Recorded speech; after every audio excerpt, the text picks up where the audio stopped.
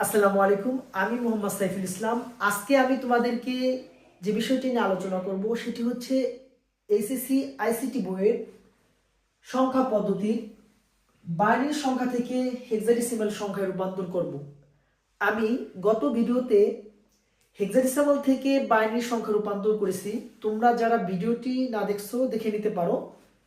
তাহলে আজকে আমি যেটি আলোচনা করব সেটি হচ্ছে বাইনারি সংখ্যা থেকে হেক্সাডেসিমাল সংখ্যায় রূপান্তর করব। এখন দেখো, বাইনারির বেজ হচ্ছে 2 এবং হেক্সাডেসিমালের বেজ হচ্ছে কত 16। এখন এই জায়গা থেকে অনেক ছাত্রছাত্রীরা কোশ্চেন করে যে এটা কত বিটে ভাঙবো, কেন ভাঙলাম। আমি এই জিনিসটা তোমাদেরকে একটু ক্লিয়ার করে দিচ্ছি। দেখো, 2 টু দি পাওয়ার 4 মানে কত 16। তাহলে এই জায়গা থেকে কিন্তু একটা জিনিস বোঝা যাচ্ছে যে বাইনারি থেকে যদি হেক্সাডেসিমাল সংখ্যায় যায় তাহলে বিট সংখ্যা হবে কয়টি, 4টি করে বিট ভেঙে দিতে হবে। 4টি করে বিট নেওয়ার পরে হচ্ছে আমরা ওই মানটা বের করব। তাহলে আমরা করতে পারি যে, দেখো যে তাহলে আমরা যদি এই জায়গা থেকে যদি 4টি বিট নেই, দেখো 1 0 1 1, 4টি বিট নিলাম।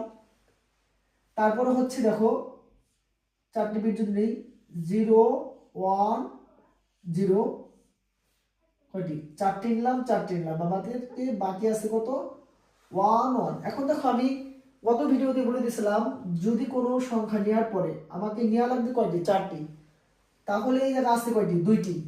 যদি কম থাকে 4টি মিলকরণ করার জন্য আমার যে কটা বিট প্রয়োজন হবে সে কটা হচ্ছে 0 দ্বারা ফিল আপ করা লাগবে। তাহলে দেখো তো 4টা বিট হয়ে গেছে কিনা। এই ভিডিওটি যদি মনোযোগ সহকারে দেখো তাহলে তোমরা কিন্তু বুঝবা। আর পেজে যারা এখনো ফলো দেওনি, ফলো দিয়ে আমার সাথে থাকো, তাহলে নিত্য নতুন ভিডিও পেতে তোমাদেরকে আর কোনো কষ্ট করতে হবে না।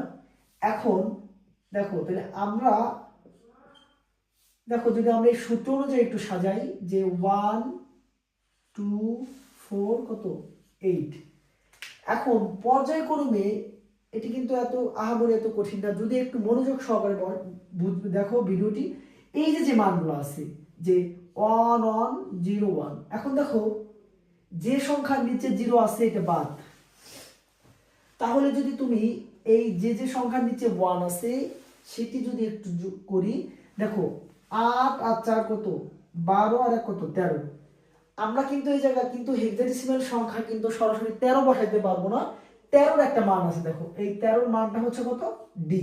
তাহলে আমরা এই জায়গা যে মানটা পাইছি, দেখো এই যে যে মানটা আছে এটা তোমরা একটু মুখস্থ রাখবা যে ডির মান হচ্ছে কত,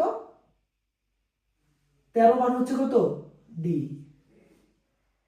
ঠিক আছে, তাহলে পর্যায়ক্রমে আমরা একটু একটু মুছে দিতে পারি।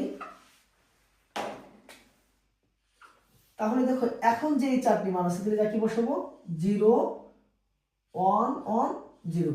তাহলে যে যে সংখ্যার নিচে 0 আছে সেই সংখ্যাটা করো, সেটা গুণন হবে না। তাহলে যা কত হবে 4 আর 2 কত 6। তাহলে এই মানটা হবে কত 6। পর্যায়ক্রমে যদি আমরা একটু করি পরবর্তীটা যে 0 0 কত 1 1। তাহলে দেখো আমি বলছি যে যে সংখ্যার নিচে 0 থাকবে সেটা আমরা গণনা ধরলাম না। তা আছে কত 2 আর 1 কত 3। তাহলে আমরা কিন্তু অ্যান্সার হচ্ছে কোনটি আমাদের, যে দেখো তো এটা হবে না যে 1 1 0 1 1 0 1 0 1, এইটা হচ্ছে বাইনারি মান। তাহলে এটার হেক্সাডেসিমালটা কি হবে যে 3 6 কত ডি। এই যে মানটা হচ্ছে কি, তাহলে বাইনারি সংখ্যা থেকে হেক্সাডেসিমাল সংখ্যা কিভাবে নির্ণয় করলাম। তাহলে আমরা ভিডিওটি যারা মনোযোগ সহকারে দেখবা তারা কমেন্টে কিন্তু আমি তোমাদের করার জন্য একটা দিয়ে দিচ্ছি, দেখি কে কে করে দিয়ে আনসারটা দিতে পারো। তাহলে এই যেটা, তাহলে তোমরা হচ্ছে কি এই ম্যাথটি করে খাতায় অ্যান্সারটি দিয়ে দিবা। দেখা হবে পরবর্তী কোনো একটা ভিডিওতে। আসসালামু আলাইকুম।